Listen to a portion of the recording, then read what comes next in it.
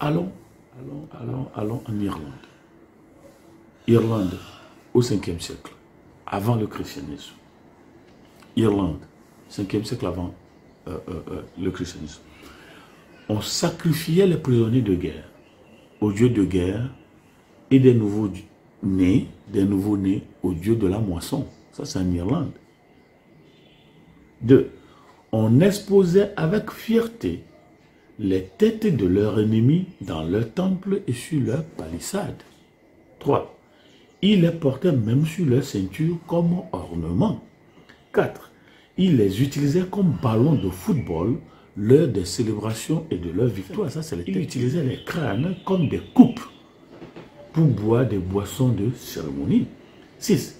Ils sculptaient aussi des têtes, aussi bien des têtes ratatinées comme décapitées. Vous pensez que je m'en lisais How the Irish Saved Civilization de Thomas Cahill.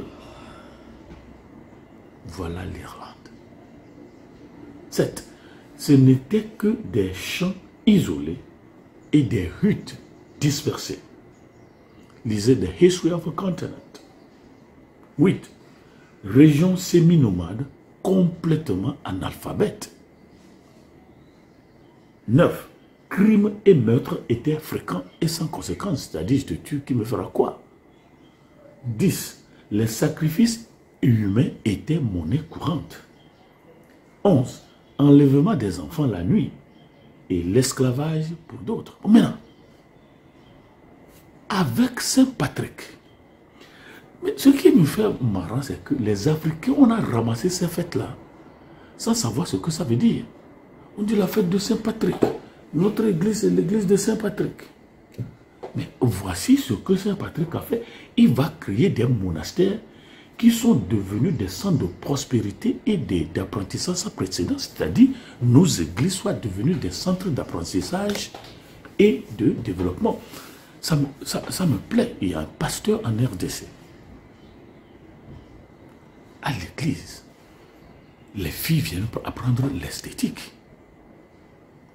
À l'église, les filles viennent se faire des cheveux.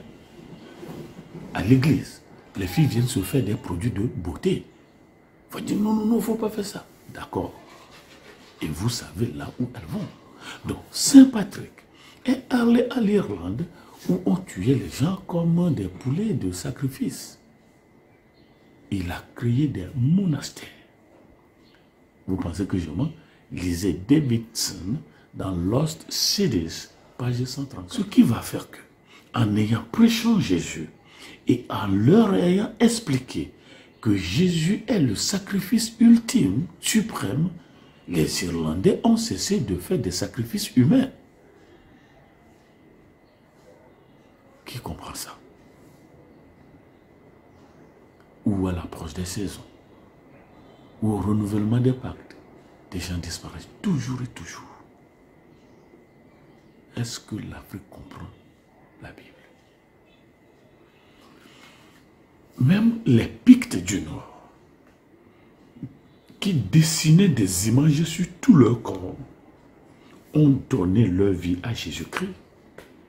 Et tout cela, c'est les scarifications sur le corps.